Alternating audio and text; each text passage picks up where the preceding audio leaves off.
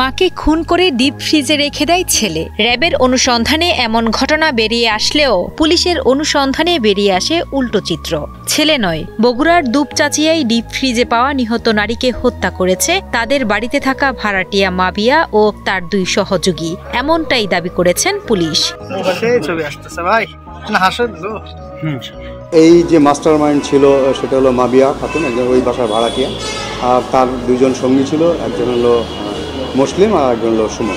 সাদের মাদ্রাসা, বাড়ি ও বিভিন্ন সড়কের সিসিটিভি ফুটেজ পর্যালোচনা করে দুপচাচিয়া থানা ও জেলা গোয়েন্দা পুলিশের অনুসন্ধানে বেরিয়ে আসে ভিন্ন এই চিত্র।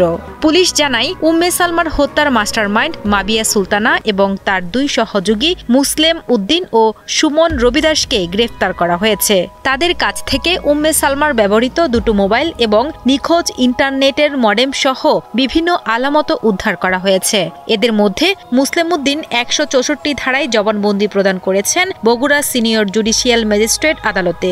বাকি 2 জনকে নেওয়া হয়েছে 2 দিনের রিমান্ডে। আসলে আমরা প্রথম থেকেই তদন্ত করতেছিলাম। প্রথম তদন্তে আমরা যখন সাতকে সাবজেক্ট মনে হয়েছে তখন আমরা তার কলেজে যাই। কলেজে যে তার টোটাল ভিডিও ফুটেজটা আমরা নিই এবং ওই টিচারদের সাথে কথা বলি। প্রত্যেকটা টিচারই বলে যে না, আমার ক্লাসে উপস্থিত ছিল।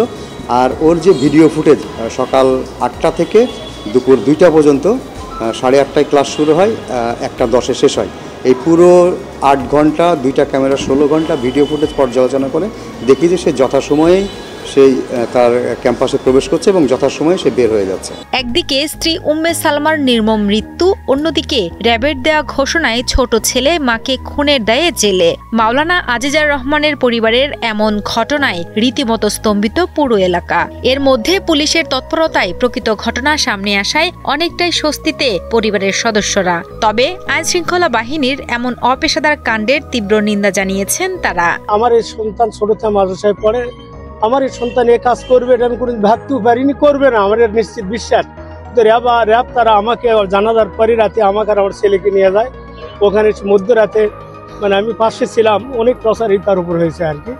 তো জানি না এর কারণে সে হয়তো যেভাবে হয়তো তার কাছে স্বীকারোক্তি করছিল নাকি জানি না। যে আমার বাসাতে একটা মেয়ে ভাড়া ছিল, এই মেয়ের সঙ্গে আমার স্ত্রীর আমি বারবার, আমার বেশি দিন বোধহয় 4-5 মাস হলো ভাড়া, ও 1-1.5 মাস থাকার পরেই আমরা আচরণ বিধিটা ভালো মনে করতেছিলাম না। আমার স্ত্রীর সঙ্গে এবার ঝগড়াও আছে। একদিন আমার স্ত্রী বলছে আপনি চলে যান, ভাড়া দেওয়া লাগবে না।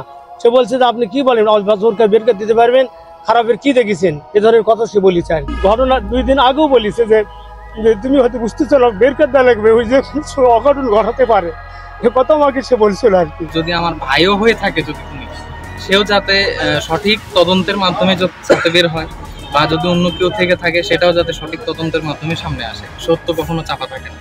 তো এই জন্য আমিও ধৈর্য ধরেছিলাম। আমি সবাইকেই বলেছি ধৈর্য ধরে থাকতে, আমার পরিবারকেও বলেছি। তো এখন এই যে আমি ধৈর্যের ফলটা পেয়ে গেলাম।